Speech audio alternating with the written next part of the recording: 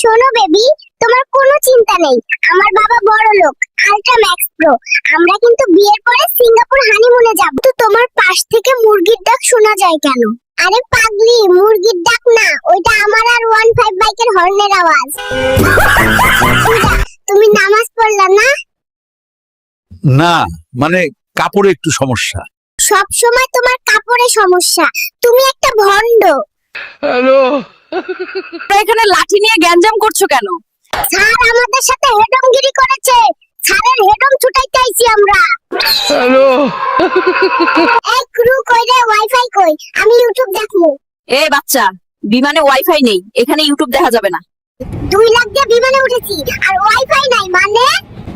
আমার টাকা ফেরত দে, যাবো না তোদের বিমানে। হ্যালো টুনটুনি, কথা বলছো না কেন? নতুন বয়ফ্রেন্ড পেয়েছো? তোমরা সবাই থাকো সুখে, আগুন জ্বলুক আমার বুকে। ও, এই পৃথিবীটা শুধু তোমার আর আমার। তাহলে আমি কি দুনিয়াতে ভাড়াটিয়া হয়ে আইছি? তুমি কোথায় যাচ্ছ? এই পৃথিবী নাকি শুধু বুড়া বুড়ির, তাই আমি পৃথিবী ছেড়ে চাঁদে চলে যাচ্ছি। ওরা কেন? সারাদিন টই টই করে ঘুরোস আর না পড়ে গেম খেলোস? তুই জানোস না লেখাপড়া করে যে গাড়ি ঘোড়া চড়ে সে? দাদি, আমি তো জানি লেখাপড়া করে যে গাড়ি চাপা পড়ে সে। ও মোর খোদা, বলে কি?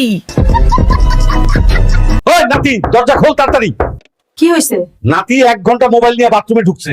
বুইরা ডিস্টার্ব করো না কইলাম, আমি দরজা খুলুম না। আজ কোপ দিয়ে শুধু গেম খেলবো। হ্যালো, দাদু আমার হিসু চেপেছে, হিসু করতে বাথরুমে যাব।